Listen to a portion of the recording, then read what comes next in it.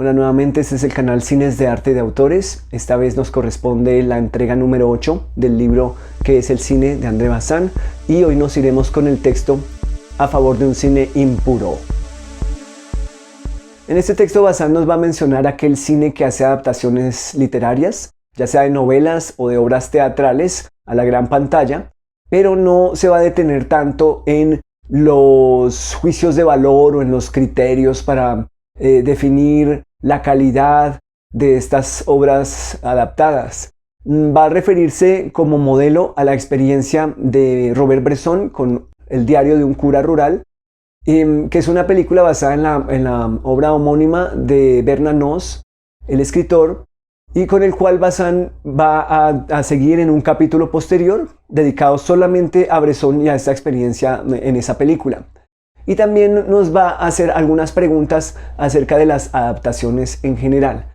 Si Bazin se refiere a un cine impuro, pues nos preguntamos de entrada cuál es el cine puro, ¿verdad?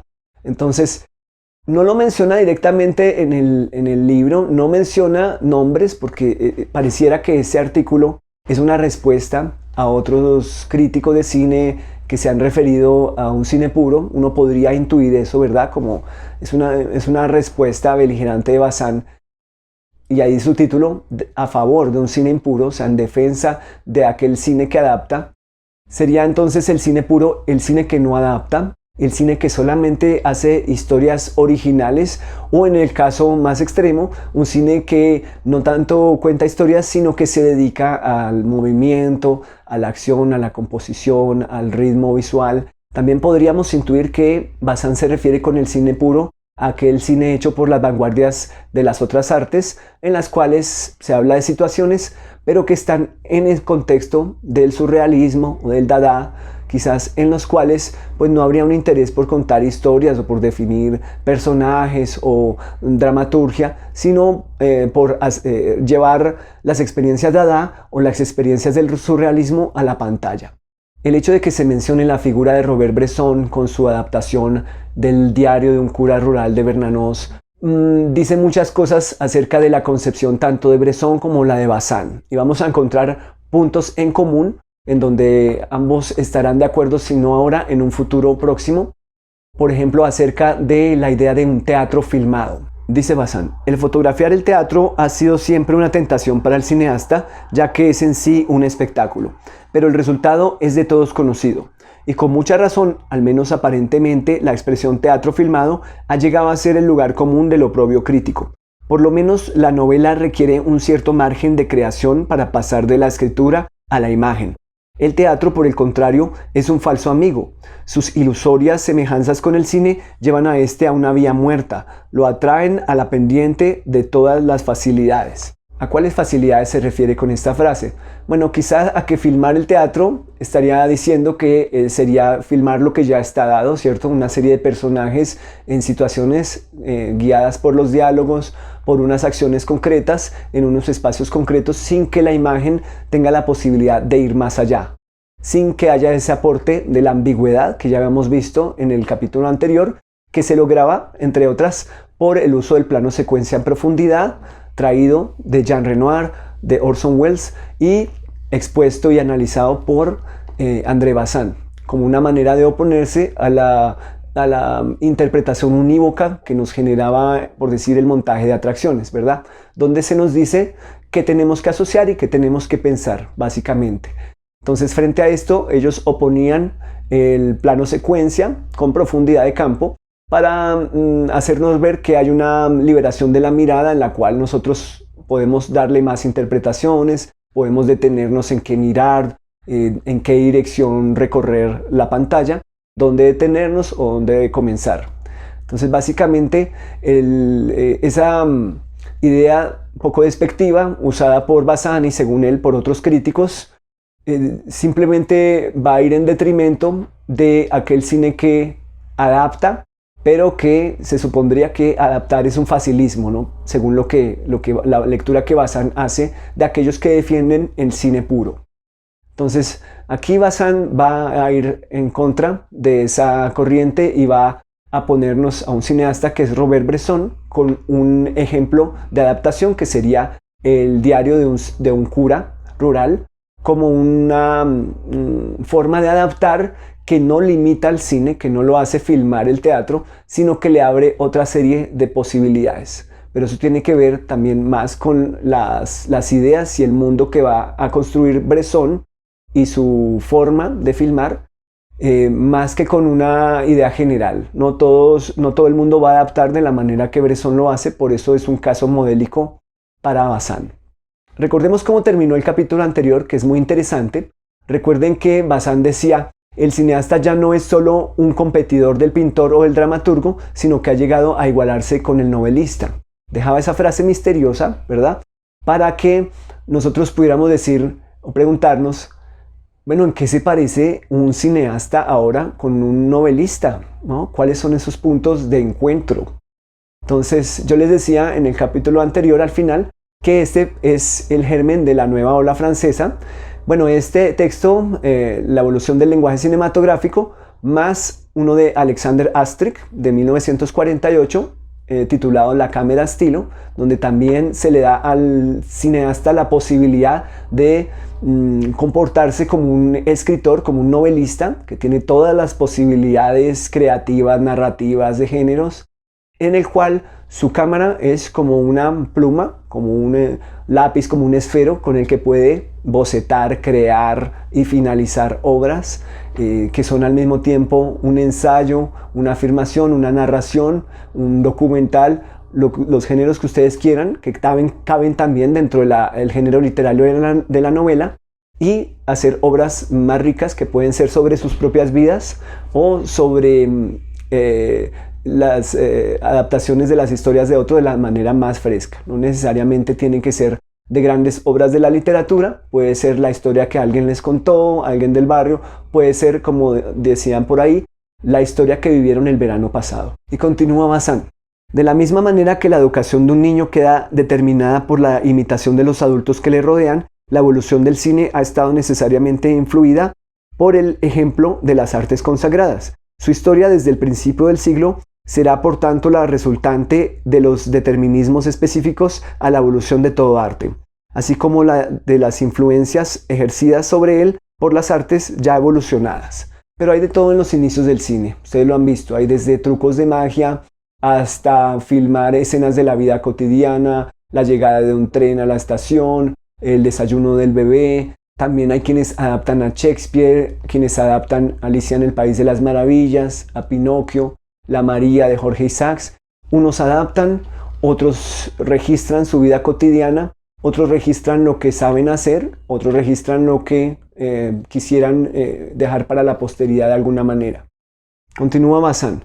Pero también entendemos que no basta con haber probado que la mayor parte de los films primitivos no eran más que copias para justificar sin más las formas actuales de la adaptación. Descabalgado de su posición habitual, el defensor del cine puro podrá sostener todavía que el intercambio entre las artes es mucho más fácil si se hace al nivel de las formas primitivas. ¿Pero a qué se refiere entonces Bazin con formas primitivas, con cine puro? ¿Qué son estos dos términos? ¿Se está refiriendo Bazin simplemente a todas esas manifestaciones de cine que no son una adaptación? ¿Podría ser cine primitivo la llegada del tren a la estación? ¿Podría ser cine primitivo un truco de Georges Méliès? ¿Se refiere a Anemic Cinema de Marcel Duchamp? ¿Se refiere a Entreacto de René Clair? ¿A qué se está refiriendo Bazin? Continúa Bazin. Cuanto más se avanza en la historia y en la jerarquía de los géneros, más se acentúan las diferencias.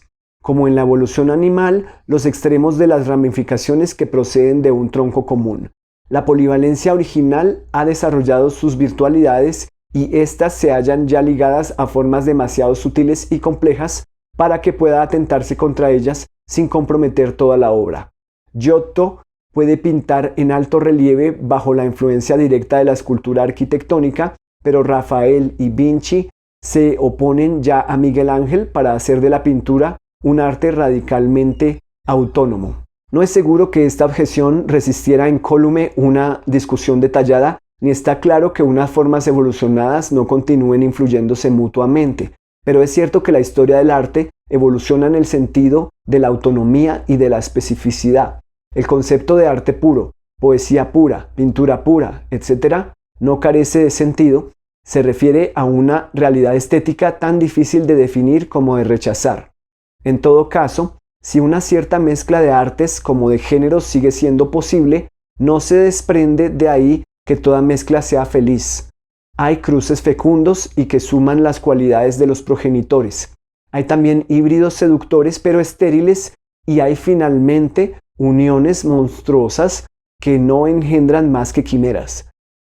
Entonces, Bazán ha dicho algo que, bueno, es muy cierto en el sentido en que muchas artes se están cruzando, y que la influencia de una película puede verse después en una novela que se escribe y viceversa, ¿cierto?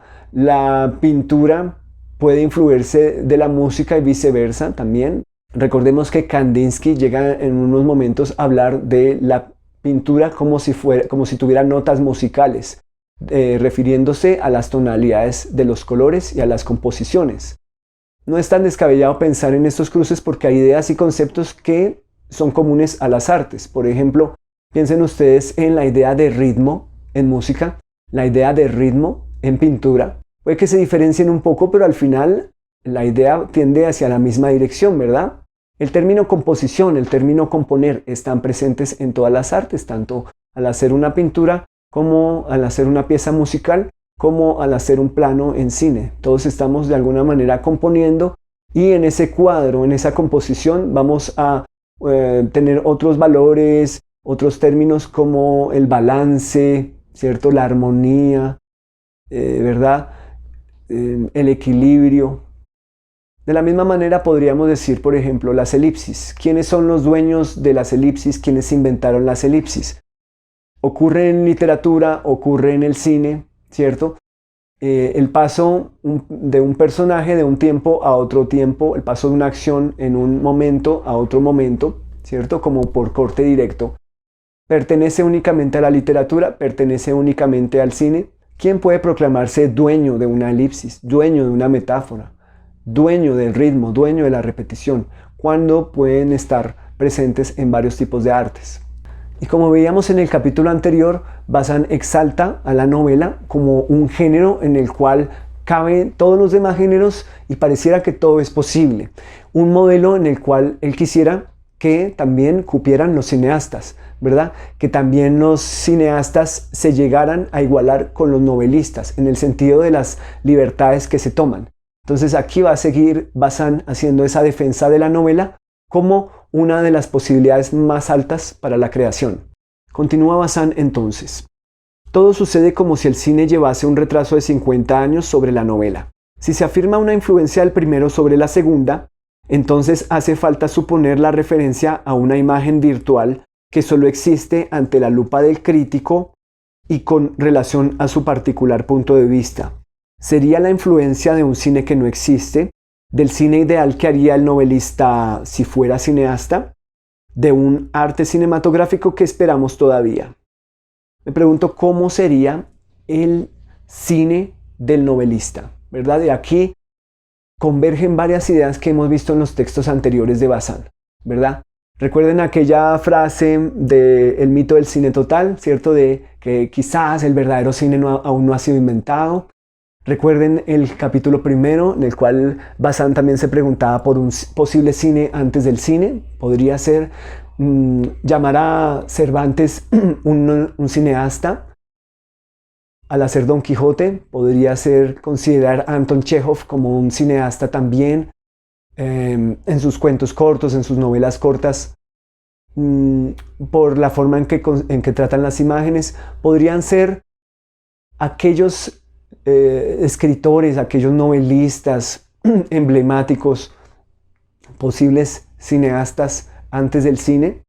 Recuerden también que en la novela se puede dar el lujo de incorporar a las otras artes, de hacer descripciones detalladas de un espacio, de un vestido, como si fuera una fotografía de muchísimos megapíxeles que va hasta los detalles más pequeños. Nos pueden describir lo que está sonando, lo que estamos oliendo, describir otras obras, describir otros puntos de vista, otros narradores. recordemos todos los puntos de vista y los narradores que pueda haber en una novela como Don Quijote de la Mancha, recuerden todas esas licencias que se da la novela, en el cual podemos estar desplazados desde el punto de vista de un narrador a el cuerpo de otra persona que nos sigue narrando la misma historia, o incluso de un narrador imaginario, ¿cierto? O un artículo de prensa, y todo está en un continuum, ¿cierto? Y son esas licencias creativas de las que Bazán puede estar hablándonos con esta exaltación que hace a la novela como un género literario de posibilidades abiertas e inacabadas. Dice Bazán, pero en este proceso de influencias o de correspondencias es la novela la que ha ido más lejos en la lógica del estilo. Es ella quien ha sacado el partido más sutil de la técnica del montaje, por ejemplo, y del trastrocamiento de la cronología. Ha sido sobre todo ella quien ha sabido levantar hasta una auténtica significación metafísica el efecto de un objetivismo inhumano y casi mineral. ¿Qué cámara ha permanecido tan exterior a su objeto como la conciencia del héroe de El extranjero de Albert Camus? En realidad no sabemos si Manhattan Transfer o La condición humana hubieran sido muy diferentes sin el cine, pero estamos seguros, en cambio, de que Thomas Garner y Citizen Kane no hubieran sido concebidos jamás sin James Joyce y Dos Pasos. Asistimos, en la primera línea de la vanguardia cinematográfica, a la multiplicación de los films que tienen la audacia de inspirarse en un estilo novelesco que podría calificarse de ultracinematográfico. Agrega Bazán, la novela, que ha evolucionado más y se dirige a un público relativamente cultivado y exigente, propone al cine unos personajes más complejos y, en las relaciones entre fondo y forma, un rigor y una sutileza a los que en la pantalla no está habituada. Eso es a lo que Bazán aspiraría que el cine logre en relación con la novela, a esas multicapas, esas profundidades, ¿verdad? Eso es a lo que Bazán aspiraría con un cine que se parezca más a las novelas, al menos en espíritu, un cine de muchas perspectivas, puntos de vista, varias capas de narración, varias capas de significado, de temporalidades, ¿verdad? Varios velos y varias pieles por ir descubriendo. Continúa Bazán. Sin duda la novela tiene sus medios propios, su materia es el lenguaje, no la imagen. Su acción confidencial sobre el lector aislado no es la misma que la del film sobre el público de las salas oscuras, pero precisamente las diferencias en las estructuras estéticas hacen todavía más delicada la búsqueda de las equivalencias y requieren por tanto mucha más imaginación y capacidad de invención por parte del cineasta que quiere realmente obtener una semejanza. Puede afirmarse que en el dominio del lenguaje y del estilo, la creación cinematográfica es directamente proporcional a la fidelidad, debido precisamente a las mismas razones que hacen que la traducción palabra por palabra no sirva para nada y que la traducción demasiado libre nos parezca condenable.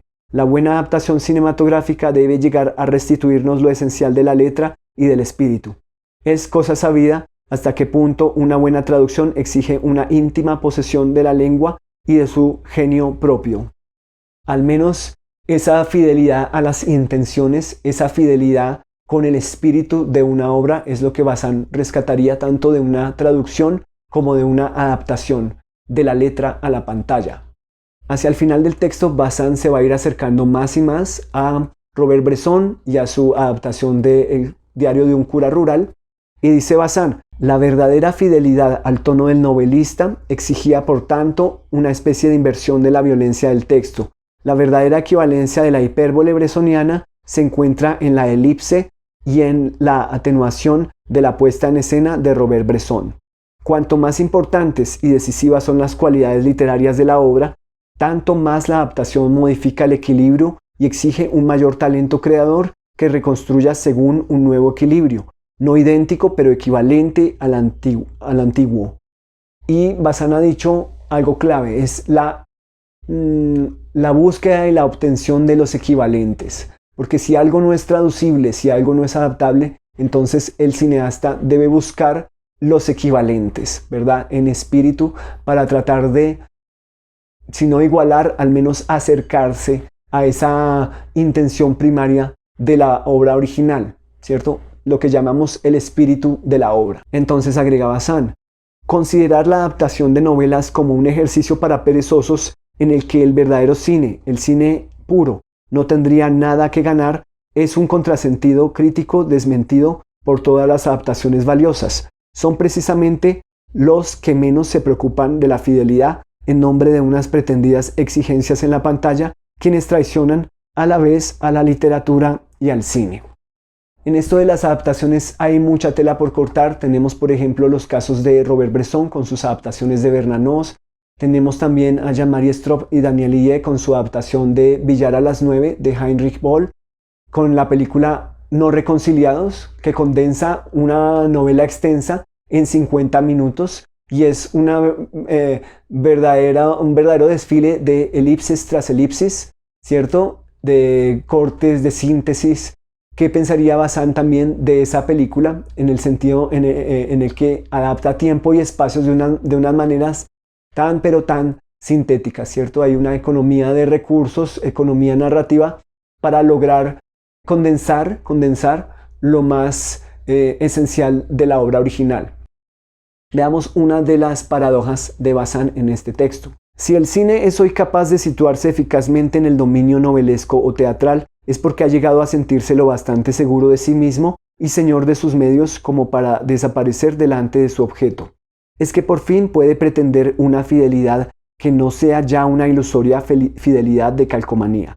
Y eso gracias a la íntima intelección de sus propias estructuras estéticas, condición previa y necesaria para respetar las obras que acomete. Una de las paradojas de Bazin en este texto es que en algunos casos no hay que buscar la fidelidad, pero en otros casos hay que buscar la fidelidad. Yo los invito a pensar en las maneras en que uno puede ser fiel y no fiel a un texto al mismo tiempo, ¿cierto? O en qué aspectos se hace fiel al cine, pero infiel a la literatura, ¿cierto? En qué términos no va a decepcionar al cine, pero sí se va a alejar de la literatura o del teatro a través de lo que no cabría del teatro o de la literatura en el cine, a juicio de ustedes. ¿Qué sería aquello que entre comillas no aceptaríamos proveniente de la literatura o del teatro para el cine? ¿Qué sería aquello con lo que sí quisiéramos mezclarnos y combinarnos para hacer obras más ricas? ¿Qué piensan ustedes? ¿Cuál sería su nivel de tolerancia en cuanto a estas purezas e impurezas de un arte en otro arte? Bienvenidas también los aportes de otras artes, del dibujo, de la pintura, la música, el teatro, la danza. ¿Hasta dónde estarían ustedes dispuestos o dispuestas a hacer combinaciones o con cuáles pensarían que se está transgrediendo algo que sería sagrado para un arte, en los cuales el otro arte ya no podría involucrarse?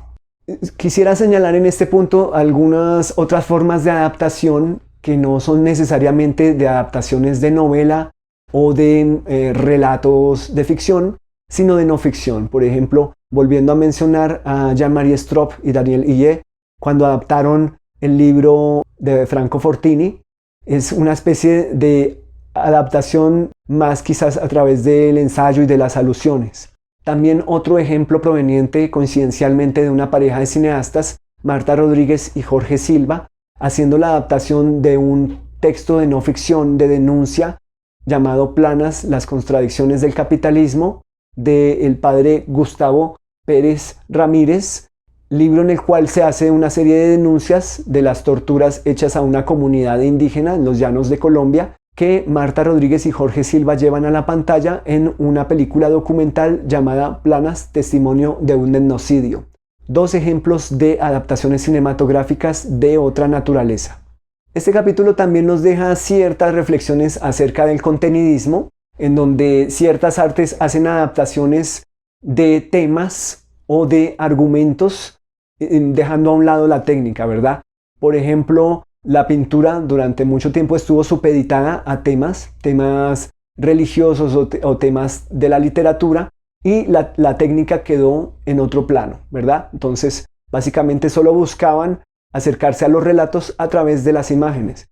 Bazin nos dice lo mismo acerca del cine. Puede ser una época contenidista que quizás todavía estamos viviendo, en donde importan más los argumentos, más los guiones, más los libretos que las mismas formas. ¿No les parece a ustedes que estamos en esa época contenidista con la proliferación de las series de televisión, donde importan más los argumentos, los plots, las resoluciones, los relatos en sí y los conflictos, que las mismas formas, las mismas procedimientos cinematográficos, audiovisuales para construir dichos relatos. Agrega Bazán: durante 30 años la historia de la técnica cinematográfica, entendida en un sentido amplio, se confundió prácticamente con la de los guiones. Los grandes realizadores son en principio creadores de formas o, si se prefiere, retóricos. Esto no significa que fueran mantenedores del arte por el arte, sino solamente que en la dialéctica de la forma y del fondo, la primera resultaba entonces determinante, de la misma manera que la perspectiva o el óleo han transformado el universo pictórico. Recordemos que ya en el capítulo anterior habíamos visto cuáles fueron esos hitos que posibilitaron la evolución en el lenguaje cinematográfico. Ahora, si nos dedicamos solamente a los guiones o a los contenidos, las formas se relegan, las formas se reciclan y las formas se vuelven fórmula simplemente en función para contar los contenidos, para contar los argumentos y los guiones. Todo sucede, por tanto, como si la temática del cine hubiera agotado lo que podía esperar de la técnica. Ya no basta con inventar el montaje rápido o un cambio de estilo fotográfico para conmover. El cine ha entrado insensiblemente en la edad del argumento. Entendámonos, en una reinversión de las relaciones entre el fondo y la forma. ¿Qué nos dice Bazán? Posiblemente necesitamos más creadores de formas, posiblemente necesitamos que nos oprima esta era de los contenidos, de los guiones, de los argumentos, de los plots nada más, para que pueda crearse formas que contesten a esa opresión, esa tiranía de los argumentos. ¿Quiénes serán los creadores y las creadoras de esas futuras formas? Volvemos a una pregunta que se hacía Bazán en El mito del cine total. ¿Acaso el verdadero cine aún no ha sido inventado? ¿Cuáles serán las nuevas formas dentro de esa constante evolución del lenguaje cinematográfico? Los invito a pensar en aquellos cineastas de los últimos 50, 40, 30, 20, 10 años que han creado formas, que han experimentado con formas consistentes, sistemáticas, para expresarse por encima de los argumentos, por encima de la palabra que guía las acciones. ¿Quiénes han sido y quiénes podrán ser los creadores de esas nuevas formas? Concluye Bazán: llegará quizá el tiempo de los resurgimientos, es decir, de un cine nuevamente independiente de la novela y del teatro.